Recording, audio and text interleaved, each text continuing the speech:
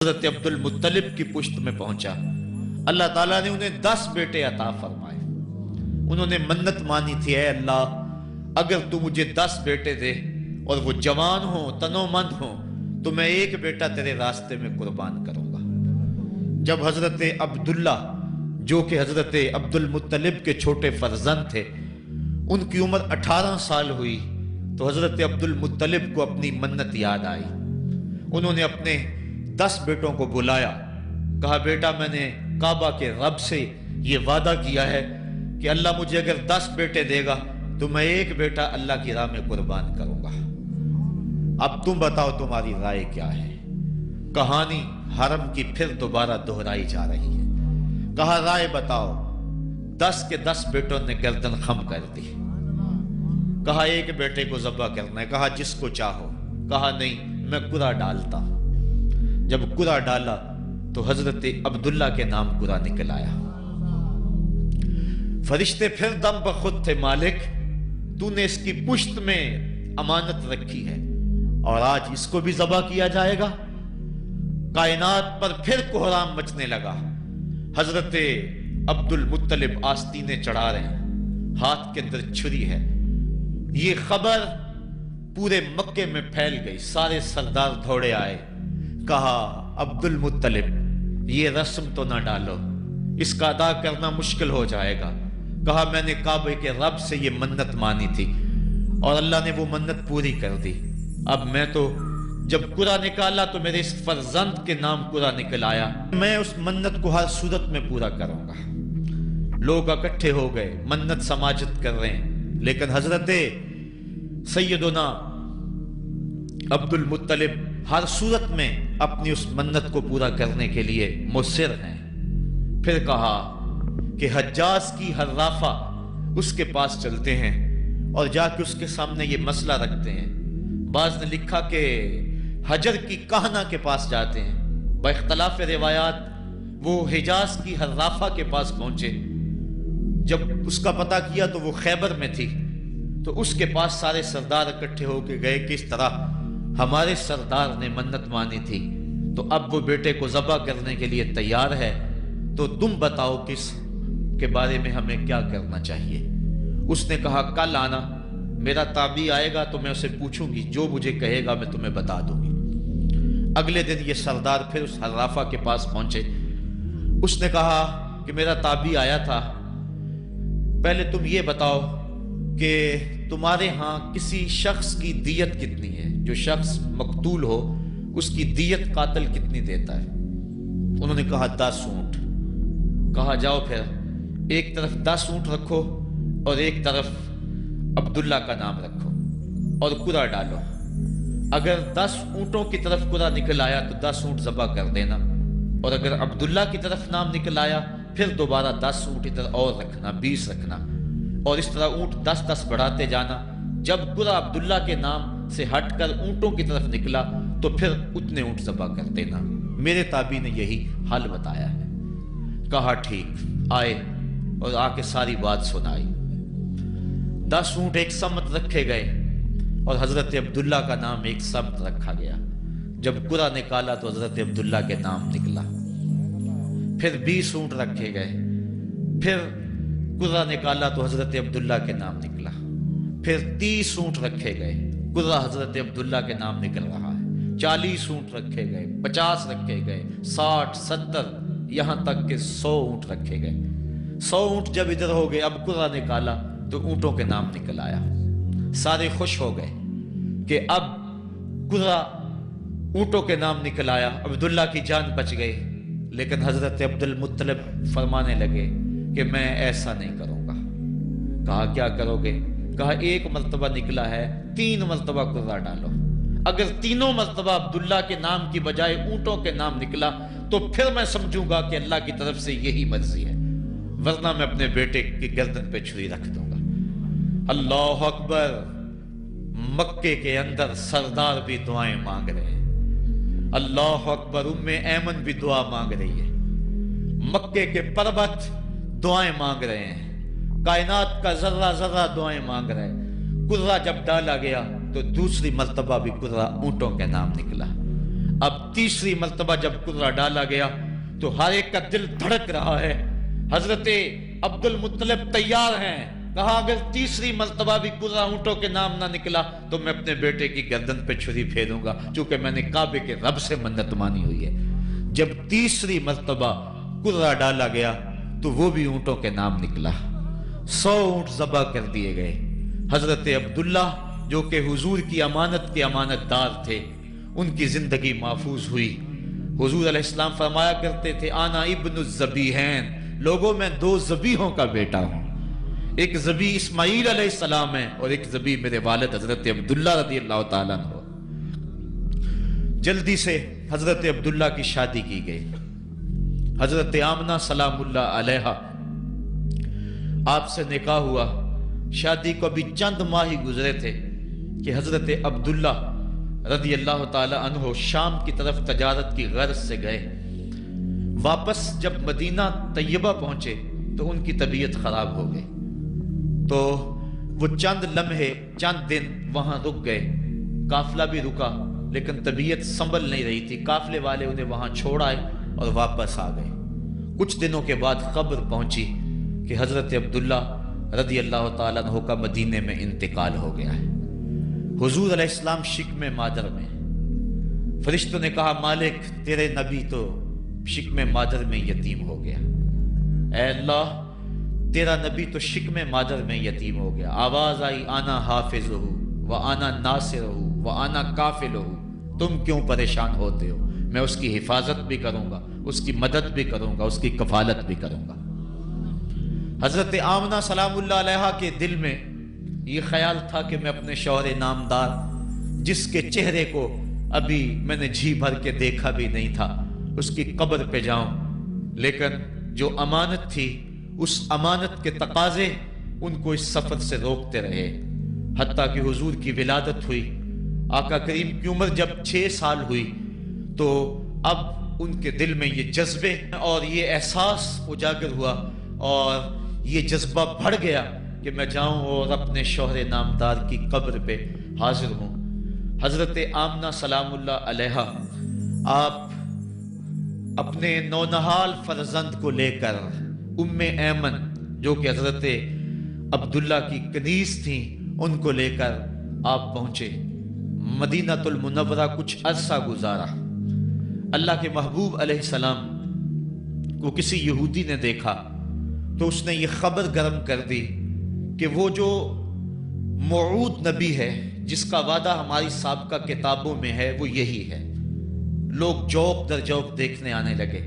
تو حضرت آمنہ پریشان ہوئی اور جلدی سے وہ مکے کی طرف عازم سفر ہوئی. ابھی مکے سے 150 کلومیٹر کا فاصلہ باقی تھا کہ ابوا کے مقام پر حضرت آمنہ سلام اللہ علیہا کو سخت بخار ہو گیا اور حضرت آمنہ سمجھی کہ یہ میرا بخار جان لیوا ثابت ہوگا. تو انہوں نے ام ایمن کو بلایا. کہا لگتا ہے کہ یہ بخار میری موت کا باعث بنے گا. میں تمہیں وصیت کرتی ہوں کہ میرے بیٹے کو بحفاظت امیر قریش عبد المطلب تک پہنچا دینا. اور اس کے بعد حضور کو حضرت آمنہ نے بلایا، اپنے سامنے بٹھایا، سر پہ ہاتھ رکھا. حضرت آمنہ حضور سے کچھ باتیں کرنا چاہ رہی تھی. وادی ابوا کے اندر یہ منظر بڑا دلگداز تھا. حضرت آمنہ نے اب حضور کے سر پہ ہاتھ رکھا اور روتے ہوئے کہا، آنکھیں چھلکنے لگی. کہا بیٹا ہر نئی چیز نے پرانی ہو جانا ہے اور ہر باقی نے فنا ہو جانا ہے. میں بھی جا رہی ہوں وذکر باک و ولد تو تہرا، لیکن سنو میرا ذکر نہیں مٹے گا. میں تیرے جیسا پاکیزہ بیٹا چھوڑ کے جا رہی ہوں. یہ آخری لفظ تھے حضرت آمنہ سلام اللہ علیہا کے. اس کے بعد حضرت آمنہ سلام اللہ علیہا آخری ہچکی لی اور حضور سے ماں بھی جدا ہو گئی. آقا کریم علیہ السلام نے اپنی والدہ کو وہاں دفن کیا ام ایمن کے ساتھ مل کے. جیسے بھی ہو سکا وہ کیا کسی نے کہا تھا تجھے کن پھولوں سے ہم کفن دیں، تو جدا ہی ایسے موسموں میں ہوا جب درختوں کے ہاتھ پھولوں سے خالی تھے. آقا کریم کی آنکھیں چھم چھم برس رہی ہیں. حضرت ایمن حضور کو اپنے ساتھ چمٹا لیا اور مکہ المکرمہ پہنچ کے حضور کے دادا کے سپرد کیا۔ 2 سال تک وہ حضور علیہ السلام کو اپنی کفالت میں انہوں نے رکھا۔ کعبۃ اللہ کے سائے میں ان کی مسند بچتی تھی، اور ان کے بیٹوں میں سے اور قوم کے کسی فرد کو یہ ہمت نہیں ہوتی تھی کہ اس مسند کے اوپر بیٹھے، دور ہٹ کے بیٹھتے تھے، لیکن حضور جب آتے تو اس مسند کے اوپر چڑھ کے بیٹھ جاتے۔ حضور کے چچا اور حضور کے دیگر عزیز و اقارب کہتے کہ بیٹا نہ چڑھو، تو حضرت عبد المطلب کہتے رہنے دو، یہ بڑی شان والا بیٹا ہے۔ ان سے محبت کرتے، ان کو اپنے ساتھ سلاتے۔ 8 سال کی حضور کی عمر ہوئی کہ امیر قریش کا بھی انتقال ہو گیا۔ ابن حشام نے لکھا ہے کہ جب امیر قریش کا انتقال ہوا تو سوگ میں مکے کے بازار بند ہو گئے، پورا شہر جنازے میں امٹ آیا، لیکن 8 سال کا بچہ تھا، بلک بلک کے رو رہا تھا۔ آج وہ سایہ بھی اٹھ گیا۔ پھر چچا کی کفالت میں گئے، اور انہوں نے جس انداز سے کفالت کی اور محبتوں کا ثبوت دیا، وہ الفتوں کی ایک لمبی داستان ہے۔ 40 سال کی عمر ہوئی تو اللہ تعالیٰ نے حضور علیہ السلام کو نبوت کی ذمہ داریوں کے اعلان اور لوگوں تک پیغام حق کے ابلاغ کا حکم دیا۔ آقا کریم علیہ السلام جب پیغام حق لے کر میدان میں آئے تو گلی کوچوں اور بازاروں کے اندر مخالفتیں، نکتہ چینیاں، ناموافق حالات کے جکڑ اور مخالفتوں کی آندیاں چلنے لگیں۔ ابھی آپ سن رہے تھے کہ حضرت بلال حبشی کے ساتھ کیا سلوک کیا جاتا رہا، کس انداز کے ساتھ ان کے سینے پہ پتھر رکھ دیا جاتا۔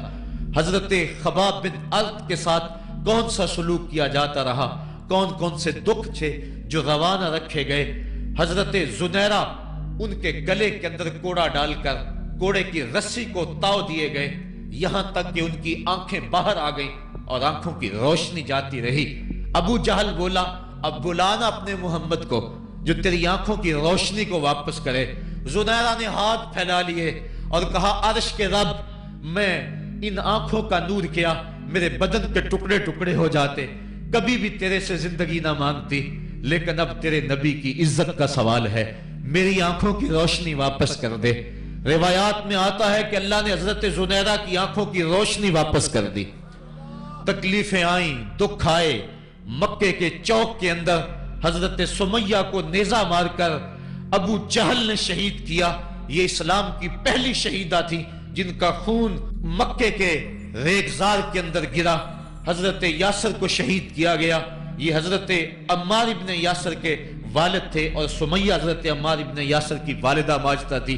حضرت عمار ابن یاسر کو تختہ سیتم پہ رکھا گیا اور انہیں کوڑوں سے ان کی تواضع کی گئی۔ آقا کریم آئے، عمار ابن یاسر دکھوں اور اذیتوں میں سے 2-4 تھے۔ آقا کریم نے سر پہ ہاتھ رکھا اور کہا صبرن آل یاسر، صبرن آل یاسر، ان موعدکم الجنہ۔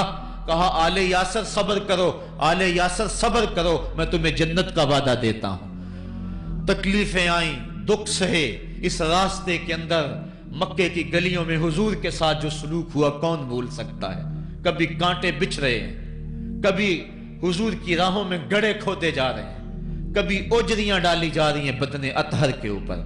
ابو لہب اپنے گھر کا کوڑا اٹھا کر حضور کی دہلیز پہ ڈال جاتا ہے۔ عقبہ بن ابی معیط حضور کے گلے کے اندر کپڑا ڈال کے اس کو تاؤ دیتا ہے۔ حضور فرماتے ہیں جتنے دکھ اس نے مجھے دیے کسی نے نہیں دیے۔ اذیتوں کی داستانیں رقم ہو رہی ہیں۔ آقا کریم علیہ السلام کے شفیق چچا بھی انتقال کر جاتے ہیں۔ جب گھر آتے تو اپنی زوجہ حضرت خدیجہ الکبریٰ سے دکھڑے کہتے، وہ بھی انتقال کر جاتی ہیں۔ اس سال کا نام عام الحزن رکھا جاتا ہے، دکھوں کا سال، مصیبتوں کا سال۔ آقا کریم بہت دل برداشتہ ہوئے قوم سے، پھر سوچا چل طائف چلتا ہوں اور طائف والوں کو پیغام حق دیتا ہوں، شاید میری آواز پر وہ لبیک کہہ دیں۔ 1 مہینے کا سفر کر کے حضرت زید بن حارثہ کو ساتھ لے کر طائف پہنچے۔ ان کے 3 سردار تھے، عبد یالیل بن عمر، حبیب بن عمر اور مسعود بن عمر۔ ان کے پاس جا کر پیغام حق دیا، کہا تمہاری بھلائی کا سندیسہ لے کر بڑی دور سے چلا ہوں، میری دعوت کو قبول کر لو، دنیا میں بھی کامیابی، आखिरत में भी कामरानी तुम्हारा मुकद्दर होगी। ये दावत पेश की। उन्होंने कहा कि हम तुम्हारी दावत को मुस्तरद करते हैं। एक बोला कि और कोई जमाने में बंदा नहीं था जिसको नबूवत मिलती, तुझे मिलनी थी। किसी ने कुछ कहा, ताने दिए, दिल दुखाया हुजूर का। आका करीम ने फरमाया, इस फाल तुम मा फाल तुम फक तुम अलैया, तुमने जो मुझसे कहा सो कहा, तुमने जो मेरे साथ सलूक किया वो तुम्हारी मर्जी। इतना मेरे से वादा करो कि ये बात कि मैं तुम्हारे पास आया हूं दावत दीन देने के लिए, तुम्हें पैगाम हक देने के लिए, इसको पोशीदा रखोगे, मख्फी रखोगे, ताकि मक्के वाले मेरे दुश्मन हैं और जब उन्हें पता चला कि ताइफ गए हैं तो वो ताइफ वालों ने भी दावत कबूल नहीं की तो वो तमस्खुर करेंगे, मुझे निशाने तदहीक बनाएंगे। लिहाजा जो कहा सो कहा, अपने अंदर इस बात को राज रखो। उन्होंने कहा कि हम क्यों राज रखते फिरें। उन्होंने इफ्शा किया, बल्कि ओबाशों के हाथों में पत्थर दिए। हजरत उम्मुल मोमिनीन सैयदा आयशा सिद्दीका रज़ियल्लाहु ताला अन्हा, महबूब कायनात, कहती हैं कि एक दिन मैंने हुजूर से पूछा कि आका उहुद के दिन से सख्त दिन भी कभी जिंदगी में आप पर आया है? फरमाया, हाँ आयशा, जब ताइफ के बाजारों में तेरी कौम ने मुझे पत्थर मारे थे तो ये दिन उहुद के दिन से भी सख्त था।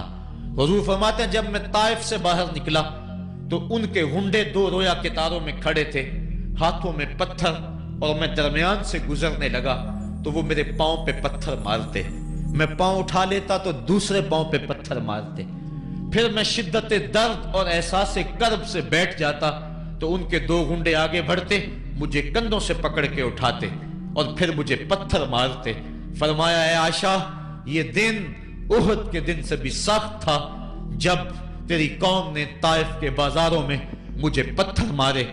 आका करीम अलैहिस्सलाम उहुद के अंदर जब हुजूर के चचा शहीद हुए, वो दिन भी तारीख इस्लाम का दर्दनाक दिन है। आका के सर पे पट्टी बंधी हुई थी, आंखों में आंसू थे और बार बार पूछते थे, मा फ़अला अम्मी, मेरे चचा की बात सुनाओ। जब बताया गया हुजूर हजरत हमजा शहीद हो गए तो आका करीम उनकी लाश पे गए, देखा कि उनका पेट चाक है, उनकी नाक काट दी गई है, उनकी जुबान काट दी गई है, उनका दिल निकाल लिया गया है, उनकी आंखों में नेज़े चुभोए गए हैं और उनके कान काट लिए गए हैं। आका करीम की आंखों में अश्क थे और आका करीम, मा फ़अला अम्मी, मेरे चचा का क्या हुआ? आका करीम अपनी जुबान पर ये लफ्ज ला रहे थे। और फिर जब हजरत सफी आई और उनके पास दो कफन के टुकड़े थे, दो कफन के कपड़े थे, जब हजरत अमीर हमजा को कफन दिया जाने लगा, कहा 7 अंसारी की लाश पड़ी हुई है, कहा इन्हें भी कफन दो। मेरा हमजा 2 कपड़ों में और इसे एक कपड़ा भी नसीब ना हो। मुहम्मद अदल करने आया है, इंसाफ करने आया है। अब जब कपड़े फैलाए गए तो एक कपड़ा लंबा था, एक कपड़ा छोटा था। अर्ज की हुजूर, ये जो बड़ा कपड़ा है ये अमीर हमजा रज़ियल्लाहु ताला अन्हु को दे दें और छोटा अंसारी को दे दें। कहा नहीं, मैं इंसाफ करने आया हूं, कुरा डाल लो, किसके हिस्से में कौन सा कपड़ा आता है। और जब कुरा डाला गया तो छोटा कपड़ा हजरत अमीर हमजा के हिस्से में आया और बड़े कपड़े में उस अंसारी सहाबी को कफन दिया गया। अब वो कपड़ा जब हजरत अमीर हमजा का सर ढांपते थे तो पांव नंगे हो जाते, पांव ढांपते तो सर नंगा हो जाता। आका करीम फरमाया, कपड़ा सर की तरफ कर दो और अजगर घास लेकर पांव की तरफ डाल दो। अल्लाह के महबूब अलैहिस्सलाम उस दिन इतने गमज़दा थे कि जब दोबारा मदीने पहुंचे तो हुजूर को पकड़कर खच्चर से सवारी से उठाकर हुजूर को जो है वो नीचे रखा गया। सख्त तकलीफ में थे, दुखों की जिंदगी, ताइफ के बाजार, फिर मदीने के अंदर जब वो माहौल आया, खूबसूरतियां आ गई, रोशनी आ गई, आसमान से हरदम नूर उतरने लगा। वो वक्त गया जब लोग पत्थर मारते थे, अब हुक्म हो गया, खबरदार मेरे नबी की आवाज से आवाज भी ऊंची नहीं करनी। खबरदार, तुमने मेरे नबी से कोई मसला पूछना है तो पहले सदका लो, फिर फकीर ढूंढो, फिर खैरात करो, फिर मेरे नबी की चौखट पे आओ। तुम्हें पता चले कि किस चौखट पे आ रहे हैं, किस दर पे आ रहे हैं। आका करीम अलैहिस्सलाम इस माहौल के अंदर घर में खुश हैं, आंगन में खुशियां हैं, फूल खिले हुए हैं। हजरत इब्राहीम अलैहिस्सलाम हुजूर के शहजादे हुजूर की रान पे बैठे हुए हैं। हजरत इमाम हुसैन भी दौड़ते दौड़ते आए और वो भी हुजूर की एक रान पे बैठ गए। हुजूर कभी हुसैन को देखते हैं, کبھی اپنے فرزند کو دیکھتے ہیں، کبھی حسین کو دیکھتے ہیں، کبھی حسین کے ماموں کو دیکھتے ہیں۔ حضرت ابراہیم اور حضرت امام حسین رضی اللہ تعالیٰ عنہ دونوں کو دیکھ کر اللہ کے محبوب خوش ہو رہے ہیں۔ فرشتہ نے اذن مانگا، آقا کریم نے اذن دیا۔ اس نے عرض کی حضور ان دو میں سے ایک کا اختیار ہے، ایک کو ایک کے بدلے میں قربانی دینا ہوگی۔ اب قربانیوں کی وہ حرم سے جو داستان چلی تھی وہ تسلسل ٹوٹنے نہیں پا رہا ہے، وہ تسلسل جاری ہے۔ حضور نے ایک نظر حضرت ابراہیم کو دیکھا اور پھر ایک نظر حضور نے حضرت امام حسین کو دیکھا، پھر حسین کو پکڑ کے سینے سے لگایا اور کہا میں اپنے اس بیٹے پہ اپنے اس بیٹے کو قربان کر رہا ہوں۔ چند دن کے بعد حضرت ابراہیم کا انتقال ہوا۔ حضور کو جب خبر پہنچی، آقا کریم کی آنکھیں آنسو برسا رہی تھی۔ وَأَيْنَ رسول اللہ تدمعان، حضور کی آنکھوں میں آنسو جاری تھے اور حضور اپنے بیٹے کے سرہانے بیٹھے، پیشانی پہ ہاتھ رکھا، کہا بیٹا آنکھیں رو رہی ہیں، دل غم زدہ ہے، لیکن زبان سے وہی کہوں گا جس سے رب راضی ہوگا۔ لیس منا من ضرب الخدود وشق الجیوب ودعا بدعوی الجاہلیہ، جو گریبان نوچتا ہے، منہ پہ تھپڑ مارتا ہے، سینہ کو بھی کرتا ہے، کہ ہمارے ساتھ اس کا کوئی تعلق نہیں ہے۔ آنکھوں کا غم اور دل کا غم رحمان کی طرف سے ہے، ہاتھوں کا غم اور زبان کا واویلا یہ شیطان کی طرف سے ہے۔ کہا بیٹا آنکھیں رو رہی ہیں، دل غم زدہ ہے، لیکن زبان سے وہی کہوں گا جس سے رب راضی ہوگا۔ اب امام حسین حضور کی گود میں کھیلتے ہیں، کبھی حضور اپنی زبان ان کے منہ میں دے رہے ہیں، کبھی حضور اس کو اپنے کندھوں پہ سوار کرا رہے ہیں۔ کسی صحابی نے کہا کتنی اچھی سواری ملی، کہا سواری دیکھ رہے ہو سوار بھی تو دیکھو۔ کبھی سجدے میں ہیں تو حسین پشت پہ آ کے سوار ہو جاتے ہیں، آقا سجدے کو طول دے رہے ہیں۔ حضرت اسامہ بن زید رضی اللہ تعالیٰ عنہ فرماتے ہیں رات کافی بیت چکی تھی، میں حضور کے در پہ گیا۔ صحابہ حضور کے در پہ چوکھٹ پہ دستک نہیں دیا کرتے تھے، حضور کی چوکھٹ پہ لگ کے بیٹھ جاتے، آقا کریم اپنی مرضی سے آتے، صحابہ دکھڑا کہہ لیتے، کہانی کہہ لیتے، جو پوچھنا تھا پوچھ لیتے۔ لیکن اگر کبھی حالت ناگزیر ہوتی، کبھی ایمرجنسی حالات بنتے، تو صحابہ اپنی انگلیوں کے پوروں کے ساتھ حضور کے دروازے پہ دستک دیتے۔ کانت تکرہ ابواب النبی بالاظافر، اللہ اکبر۔ حضور تشریف لائے، حضور سے حاجت کہی۔ یہ 14ویں صدی کی مصیبت ہے کہ نبی سے مانگنا نہیں چاہیے۔ اگر نبی سے نہیں مانگنا تو کس سے مانگے؟ اور کون سی چوکھٹ ہے جس در پہ جھولی پھیلائیں؟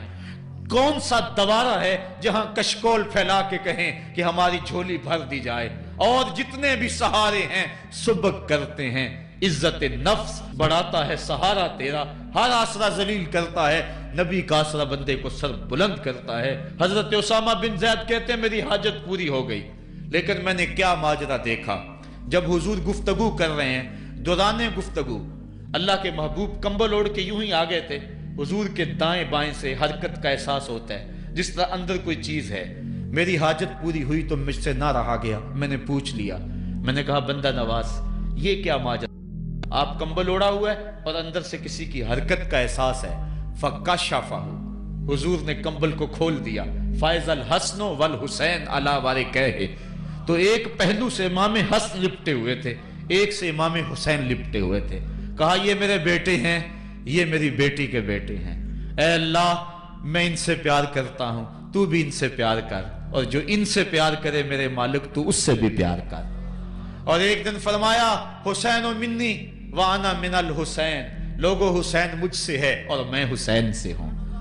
لمحے بیتتے گئے، پھر وہ جاں گداز لمحے بھی آئے جب صحابہ کی چیخیں نکل رہی تھی، جب مسجد نبوی اجڑ رہی تھی، جب حجرہ عائشہ کے اندر اللہ کے محبوب اپنے رب کے ہاں جانے کی تیاریاں کر رہے تھے، جب سیدہ فاطمہ کے لبوں پہ یہ لفظ تھے سبت علیہ مصائب لو سبت علی الارض سرنا لیالیا، میرے اوپر اتنی مصیبتیں پڑی، اگر یہ دنوں پہ پڑتی تو وہ بھی کالی راتیں بن جاتے۔ حضور علیہ السلام کا جب جسد اطہر اٹھا تو صحابہ کی جو حالت تھی وہ اس انداز سے کہ صحابہ کے کلیجے پھٹ رہے تھے، روحیں گداز ہو رہی تھی۔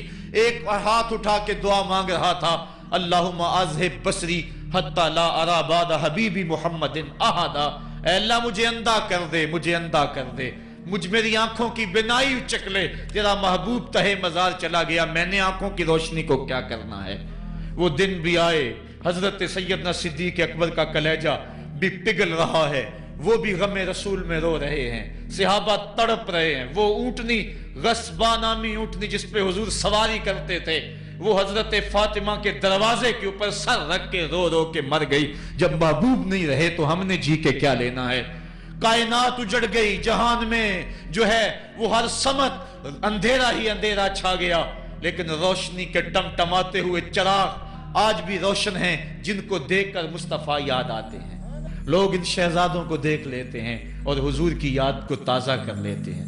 وقت گزرتا گیا، پھر وہ لمحے بھی آئے کہ جب حضرت امام حسن کو زہر دیا گیا اور آپ کا کلیجہ کٹ کٹ کے کئی سو حصوں میں باہر آیا۔ آپ سے آخری لمحے حضرت امام حسین نے پوچھا کہ میرے بھائی کوئی وصیت؟ کہا بیٹا کوفے والوں سے بچ کے رہنا، ان کے دغے سے بچ کے رہنا۔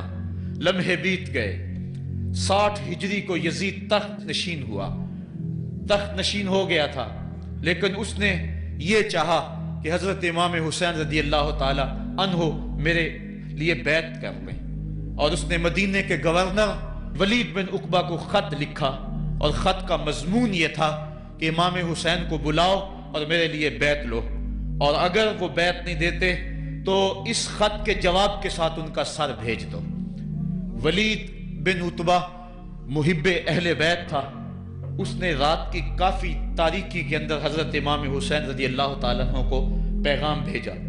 حضرت امام حسین نے حضرت عبداللہ ابن زبیر سے مشورہ کیا، انہوں نے کہا اس وقت گورنر کا بلانا خیر نہیں، صبح جائیں گے۔ آپ فرمایا نہیں میں بھی جاتا ہوں۔ کچھ سواروں کو ساتھ لیا، کہا تم باہر کھڑے ہو جانا دارالامارت کے، اگر میں آواز دوں تو تم دوارے پھلانگ کے اندر آ جانا۔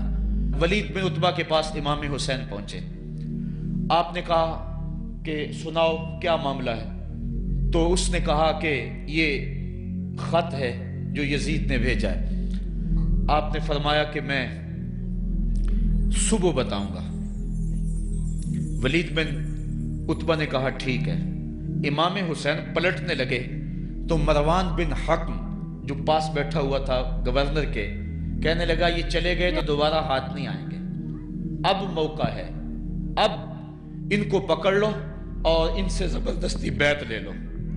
یہ بات حضرت امام حسین کے کانوں میں پڑی، آپ پلٹے، نیام سے تلوار نکالی، حیدری کچھار سے محمدی شیر نکل آیا، اور حضرت امام حسین رضی اللہ تعالیٰ عنہ نے اس وقت جو جملے کہے، تاریخ کے اوراق کے اندر وہ جملے محفوظ ہیں۔ حضرت امام حسین نے کہا ایھا الامیر، اے امیر تو جانتا نہیں ہم کون ہیں؟ انا معدن الرسالہ و محبت الوحی و مختلف الملائکہ، میں وہ ہوں جس کے گھر میں جبریل آتا تھا، ہمارے گھر میں وحی اترتی رہی ہے۔ وَيَزِيدُ بْنُ الْمُعَاوِيَةِ رَجُلٌ فَاسِقٌ فَاجِرٌ قَاتِلُ النَّفْسِ مُعْلِنٌ بِالْفِسْقِ شَارِبُ الْخَمْرِ وَمِثْلُنَا لَا يُبَايِعُ، کہا اور یزید شرابی ہے، یزید مسلمانوں کا قاتل ہے، یزید فاسق مولن ہے، اے امیر میرے جیسا شخص چھپ کر بیعت نہیں کر سکتا۔ اللہ اکبر۔ حضرت امام حسین نے جب یہ بات کہی، جو باہر لوگ کھڑے تھے وہ بھی چاقو چوبند ہو گئے۔ اس نے کہا حضور آپ جائیے۔ مروان مشورے دیتا رہا، لیکن حضرت امام حسین کو گورنر مدینہ نے کہا کہ آپ جائیے۔ حضرت امام حسین رضی اللہ تعالیٰ عنہ واپس پلٹے۔ حضرت امام حسین کی ہمشیرہ سیدہ زینب انتظار کر رہی تھی بھائی کا۔ پوچھا کیا ماجرا ہے؟ کہا حالات بگڑ گئے، اب ہمارا مدینے میں رہنا محال ہے، صبح سحری سے قبل شہر مدینہ چھوڑ دیں۔ اللہ اکبر، ورنہ ہمارے خون سے نبی کا حرم لالا زار بنے گا۔ حضرت امام حمام رضی اللہ تعالیٰ عنہ نے اہل بیت کی مشاورت سے یہ فیصلہ کر لیا۔ کجاوے کسے جانے لگے، سامان تیار ہو گیا۔ حضرت محمد بن حنفیہ کو کہا کہ تم یہاں رہو اور تم خبر پہنچانا کہ پیچھے کیا ماجرے ہوتے ہیں، اور مکے کی طرف میں سفر کر رہا ہوں۔ کہانی لمبی ہو رہی ہے اور وقت کے دامن میں اتنی گنجائش نہیں ہے کہ پھر کس طرح شہر مدینہ چھوڑا ہوگا. حاجی جاتے ہیں 8 دن اور 8 دن کے بعد مدینہ چھوڑتے ہیں. ان سے کوئی پوچھو کہ مدینہ چھوڑنا کتنا مشکل ہے. وہ کیا کسی حاجی کو لوگ مبارک دے رہے تھے؟ اس نے کہا تھا مبارک دے رہے ہو دوستو حج و زیارت کی، میرا غم بھی تو دیکھو، میں مدینہ چھوڑ آیا ہوں. جو 8 دن مدینہ رہتا ہے اس سے مدینہ چھوڑا نہیں جاتا جس کی ولادت مدینے میں ہوئی. جو کھیلتا تھا تو مدینے کی گلیوں میں، جس کے گھر کا دروازہ مسجد نبوی میں کھلتا تھا، اس حسین کو مدینہ چھوڑنا قیامت ہوگی. شہر مدینہ چھوڑا. حضرت امام حسین رضی اللہ تعالیٰ عنہ مکہ المکرمہ پہنچے. وہاں رمضان گزرا، حالات وہاں بھی بگڑتے گئے. مسلسل خط آتے رہے کوفے سے. کہانی طویل ہے. 8 ذو الحج کو حضرت امام حسین رضی اللہ تعالیٰ عنہ کوفے کی طرف عازم سفر ہوئے. حضرت عبداللہ ابن عمر، عبداللہ ابن عباس رضی اللہ تعالیٰ عنہما اور دیگر صحابی ہاتھ جوڑ کے کھڑے ہو گئے. بلکہ حضرت عبداللہ ابن عباس نے تو یہاں تک کہہ دیا کہ میں دیکھ رہا ہوں کہ وہاں تمہیں شہید کیا جائے گا، آپ اگر ضرور جاتے ہیں تو ان بچوں کو چھوڑ دیں. حضرت امام حسین فرماتے میرے غم گسارو، میرے پیارو مجھ کو نہ روکو، مجھ کو جانے دو، مجھے نانے کے دی کی ڈوبتی کشتی بچانے دو. میں جاتا ہوں کہ دنیا پر وفا کا نام رہ جائے، میں رہوں نہ رہوں پر عظمت اسلام رہ جائے. میں نہیں جاتا تو نبی کے گھر کی آن جاتی ہے. لوگوں تمہارا دین جاتا ہے، میری غیرت ایمان جاتی ہے. کہا مجھے جانا ہوگا. 8 ذو الحج کو لوگ کعبہ کی طرف آ رہے ہیں اور کعبہ دلہن کی طرح سنورا ہوا ہے. طواف کرنے والوں کا جھرمٹ ہے. حاجی حج کرنے آ رہے ہیں لیکن حضرت امام حمام کسی اور حج کی تیاری کر رہے ہیں. کسی نے کہا حج تو کر جائیں، اتنی مرتبہ مدینے سے پیدل چل کے آئے اور آج تو مکہ المکرمہ میں موجود ہے. کہا پیچھے ہٹو، جو حج میں کرنے جا رہا ہوں وہ انوکھا ہوگا، وہ نرالا ہوگا. تم بھی طواف کرو گے، میں بھی طواف کروں گا. تم طواف کعبۃ اللہ کا کرو گے اور میں خیموں کا طواف کروں گا. ایک حج تمہارا ہے، ایک حج میرا ہے. تم بوسے لوگے کس کے حجر اسود کے، میں اپنے فرزند کا منہ چوموں گا. لوگوں ایک طواف تمہارا ہوگا، ایک طواف میرا ہوگا. تم آب زمزم پیو گے، میں پیاسا رہوں گا. اور تم کبھی صفا پہ کبھی مروہ پہ دوڑو گے، میں کبھی علی اکبر کی لاش اٹھانے جاؤں گا، کبھی میں قاسم کی لاش اٹھانے جاؤں گا، کبھی اون و محمد کے تڑپتے ہوئے لاشوں کو اٹھانے جاؤں گا. لوگوں ایک حج تمہارا بھی ہے، ایک حج میرا بھی ہے. جب تم حج کر لو گے تمہاری سائی مکمل ہو جائے گی تو تم سر مڈا کے احرام کھول دو گے، اور جب میری سائی مکمل ہو جائے گی تو میں سر کٹا کے احرام کھول دوں گا. تم سفید احرام پہنو گے، میں سرخ احرام پہنوں گا. اور وہ حج قیامت تک کے آنے والے حجوں کی آبرو ہوگا. حسین اگر نہ شہید ہوتا تو آج گھر گھر یزید ہوتا. اسلام کی عظمت عیاں نہ ہوتی، خدا کے گھر میں اذان نہ ہوتی. بار الہا نوحہ سناتا پھرتا، تا روز جزا اشک بہاتا پھرتا. امداد نہ کرتے اگر کربلا میں حسین، اسلام تیرا ٹھوکریں کھاتا پھرتا. کربلا کی تپتی ہوئی ریگزار میں حضرت امام حسین نے جبر و ظلم کے خلاف جس قوت سے کھڑے ہو کر عظیمت کی داستان رقم کی. 10 محرم کا دن تھا، جمعے کا یوم سعید تھا. بھیچ کربلا کے میدان میں دوپہر کے وقت جب نبی کا خاندان اجڑ رہا تھا، ایک ایک کلی اس چمن کی کٹ رہی تھی. 72 افراد 22,000 کے لشکر جرار کے مقابلے میں کھڑے تھے. وہ یزید جس نے اس کے علاوہ بھی بڑے جرم کیے، جس نے جو ہے وہ 1700 صحابہ کو مکہ المکرمہ میں شہید کیا، جس نے 700 حفاظ کرام کو شہید کیا، جس نے حضرت ابو سعید خضری کی داڑھی نوچ لی، جس نے مدینے کے اندر مسجد نبوی کے اندر گھوڑے باندھے، جس نے جو ہے وہ 3 دن تک مسجد نبوی کے اندر اذان نہ ہونے دی، وہ یزید آج کربلا کے تپتے ہوئے ریگزار کے اندر آل رسول کے ساتھ ظلم کی وہ داستان رقم کر رہا تھا کہ قیامت تک آنسو سسکیاں نہیں تھمنے پائیں گی. یزید مر گیا اس کا نام مٹ گیا، اس کا تشخص مٹ گیا، لیکن حسین کا نام آج بھی زندہ ہے، اس کا پیغام آج بھی زندہ ہے۔ یہ ہزاروں کا مجمع، یہ امٹتے ہوئے محبتوں کے جذبات، یہ آنکھوں کا آنسوؤں کا خراج دینا، کیا یہ حسین ابن علی کی زندگی کی دلیل نہیں ہے؟ کون ہے جو یزید کا نام لیتا ہو؟ آج اگر کوئی یزید کا نام لیتا بھی ہے تو سر جھکا کے لیتا ہے۔ میں کہتا ہوں کیسا تمہارا لیڈر ہے جس کا نام لینے سے قبل شرمندہ ہوتے ہو، جس کا نام لیتے ہوئے شرمندہ ہوتے ہو، جس کا نام لینے کے بعد پسینہ پسینہ ہوتے ہو۔ تم اپنے قائد اور لیڈر کا نام لیتے جھجکتے ہو، گردن جھکا کے دائیں بائیں دیکھ کے نام لیتے ہو، اور جب ہم نام اپنے آقا کا لیتے ہیں سر اٹھا کے لیتے ہیں۔ اے حسین ابن علی تم پر سلام۔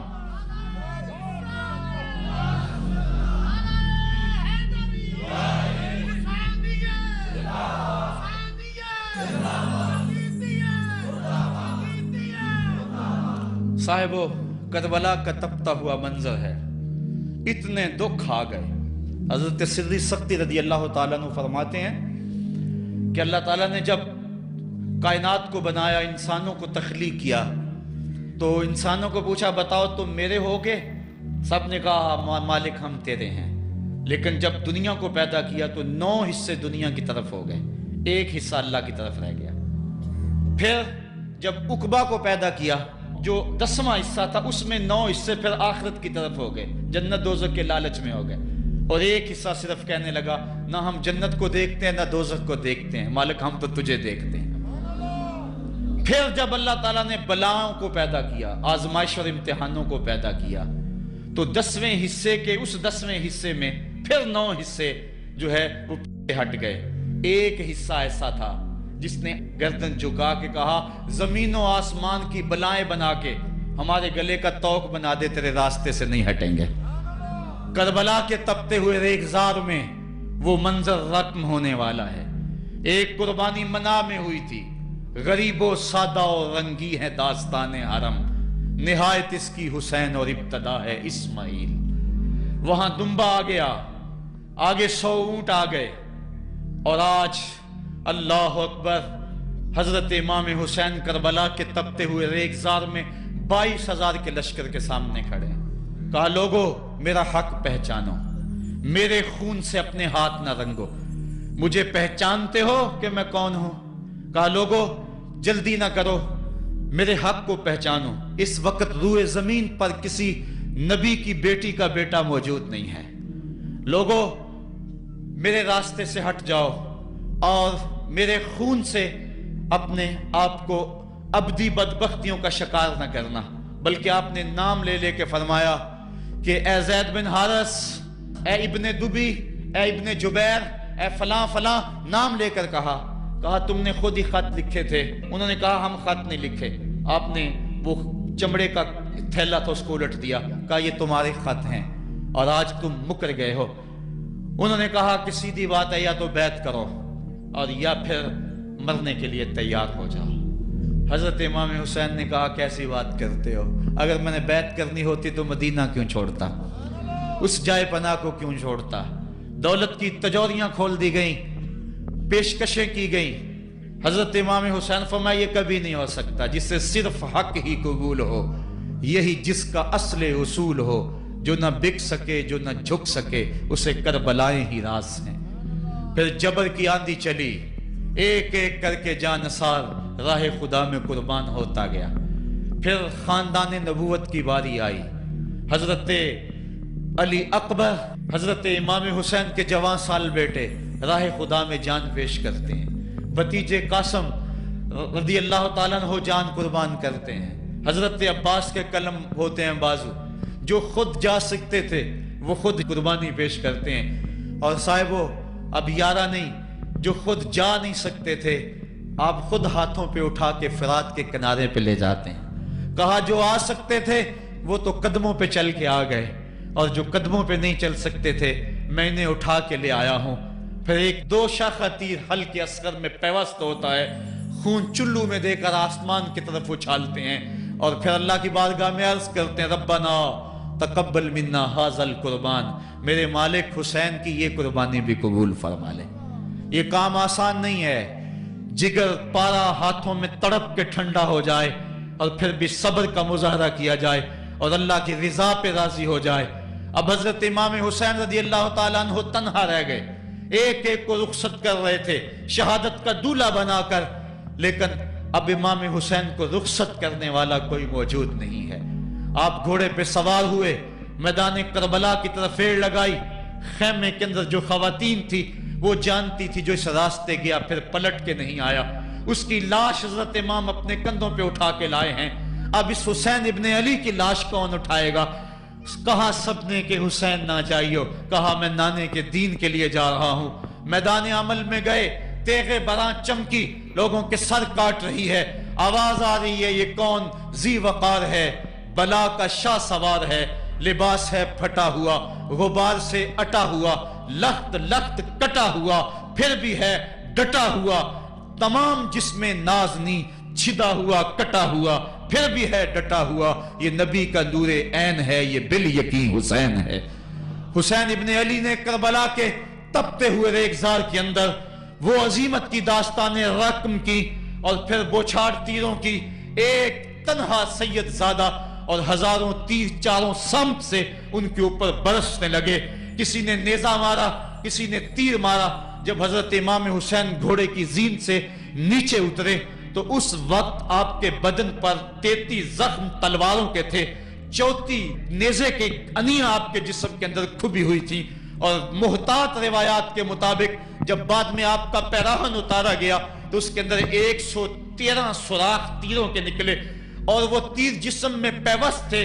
और जब घोड़े की जीन से फर्शे जमीन पर गिरे, लगा जिस तरह रेहल से कुरान गिर गया हो।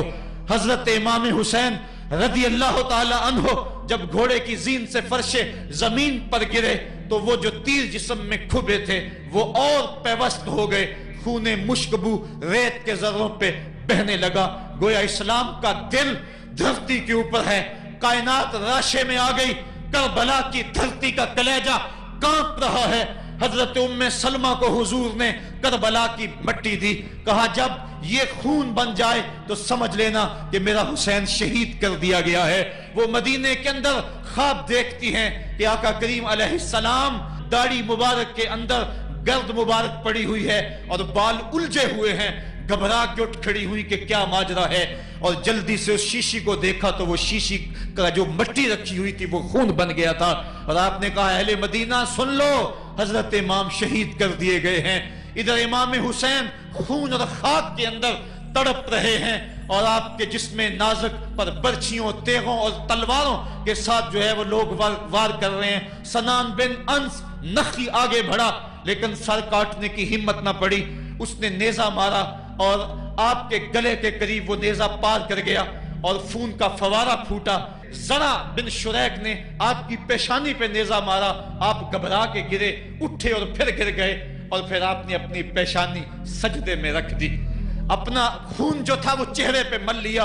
हुसैन ने सुर्ख रंग के खून का जो खजाब था वो अपने दाढ़ी पे लगा लिया कि कल मैं अपने नाना को ये रंगत भी दिखाऊंगा।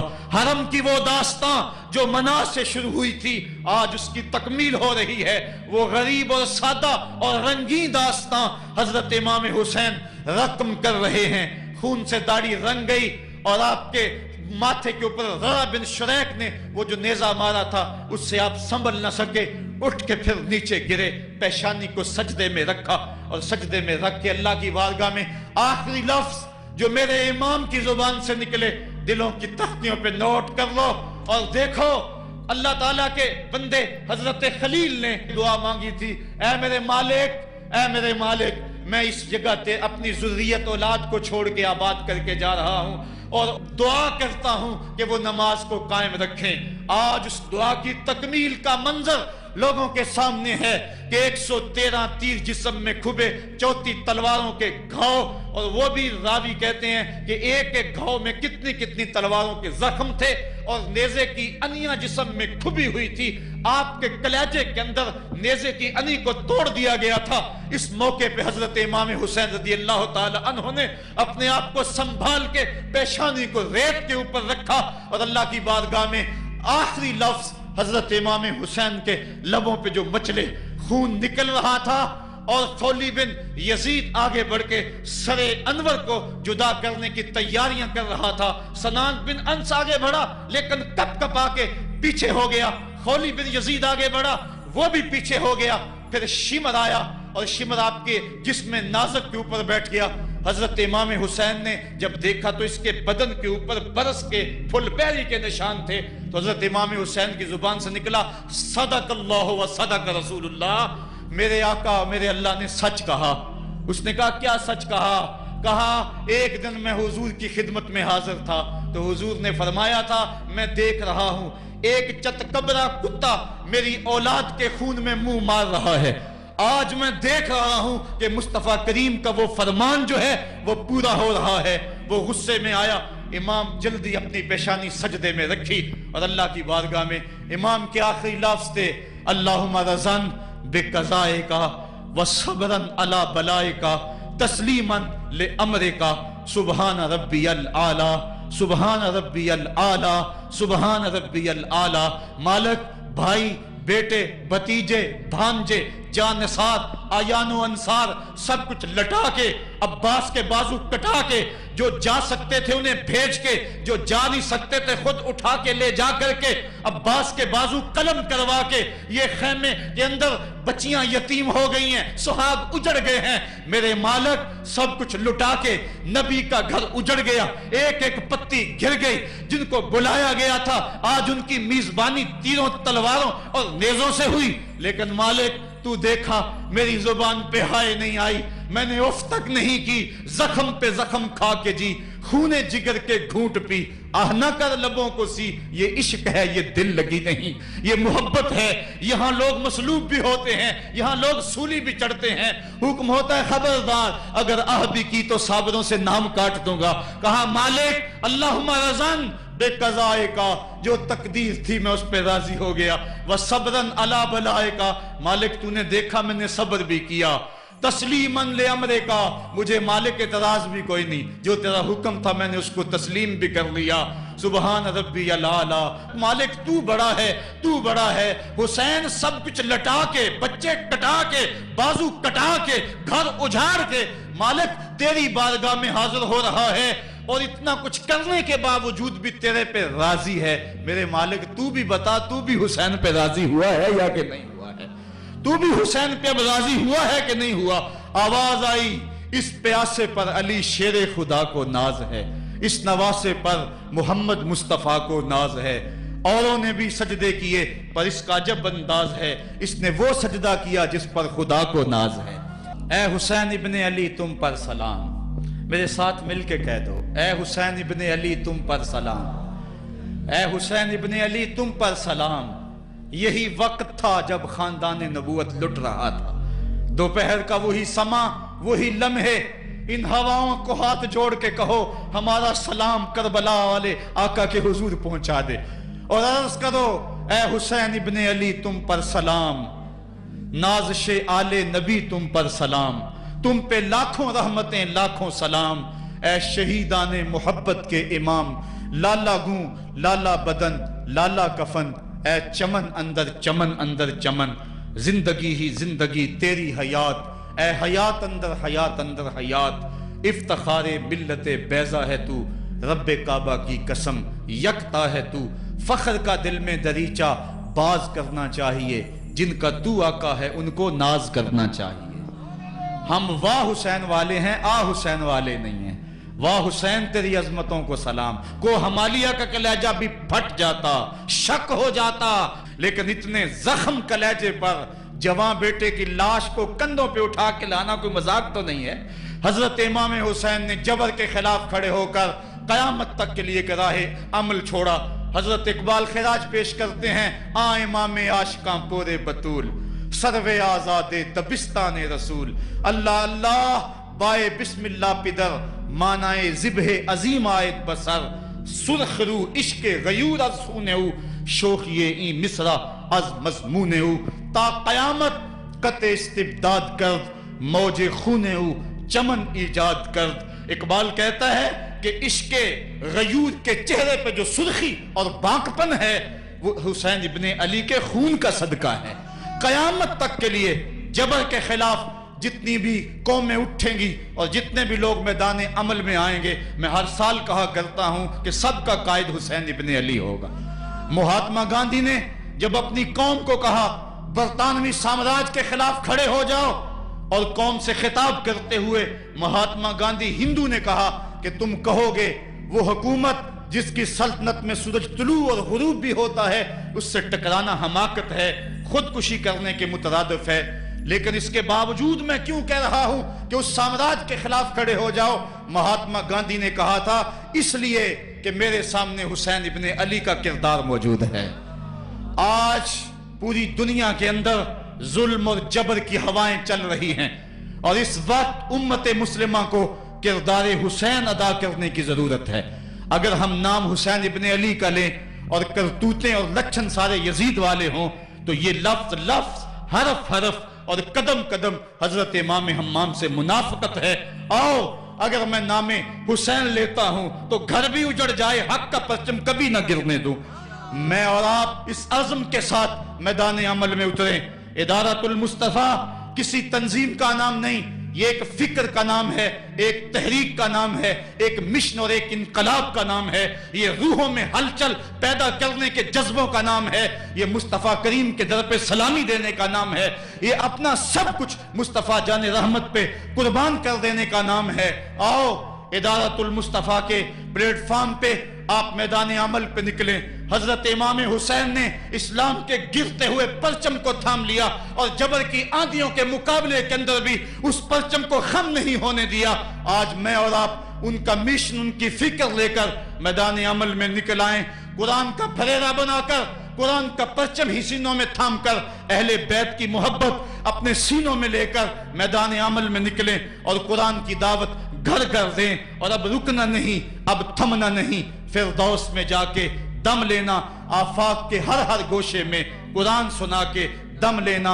अब ये उठने वाले कदम आगे बढ़ते रहें। ये दर्स कुरान का जो काफिला मुल्क के तूलो अर्ज के अंदर रवा दवा है, इसमें एक जोश पैदा हो जाए और इसके अंदर एक इनकलाब पैदा हो जाए।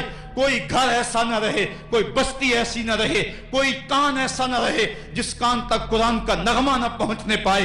इदारतुल मुस्तफा के जवां साल मुबल्लिग गली गली कूचे कूचे फैल जाएं, और जो दाई हैं, दावत देने वाले हैं, अगर वो खुद पैगाम पहुंचा सकते हैं तो असहद बिलाल इंदल्लाह अशहद, बिलाल की असहद भी अल्लाह को कबूल है। वो टूटे फूटे लफ्ज लेकर मैदान अमल में निकल आए, वरना वो सीडीज ले लें, वो और कुतब ले लें, वो दीन के का नारा ले लें, वो पैगाम हक ले लें, और गली गली कूचा कूचा उसवा शब्बीरी और नामे हुसैन की दुहाई देते चले जाएं। आप सल्लल्लाहु अलैहि वसल्लम की वलादत 12 रबीउल अव्वल आमुल फिल में मक्का मुकर्रमा में हुई। आपके वालिद का नाम हज़रत अब्दुल्ला और वालदा का नाम हज़रत आमना था। वलादत से पहले ही आपके वालिद का इंतकाल हो चुका था, इसीलिए आप सल्लल्लाहु अलैहि वसल्लम यतीम पैदा हुए। आज की इस ईमान अफरोज़ वीडियो में हम बयान करेंगे मोहम्मद सल्लल्लाहु अलैहि वसल्लम का बचपन से जवानी तक का मुकम्मल और सबक आमोज़ वाक़या। कैसे यतीमी में आँख खुली, कैसे मुश्किलात का सामना किया, कैसे सच्चाई और अमानतदारी की मिसाल बने, और कैसे पूरा मक्का आपको सादिक और आमीन के नाम से जानने लगे। वीडियो हमें सिखाती है कि मुश्किलात इंसान को कमज़ोर नहीं बल्कि मजबूत बनाती है। अगर किरदार मजबूत हो तो अल्लाह ताला इज़्ज़त अता फरमाता है। वीडियो आखिर तक ज़रूर देखा करें और अपने बच्चों को भी दिखाएं ताकि वो सीरत नबी सल्लल्लाहु अलैहि वसल्लम से सबक हासिल करें। चैनल को सब्सक्राइब करें, वीडियो को लाइक करें, शेयर करके सदका जारिया बनाएं। हम लाएंगे आप लोगों के लिए इस तरह की और मज़ीद इस्लामिक कंटेंट। तो फिर मुलाकात होगी नेक्स्ट वीडियो में इंशाअल्लाह।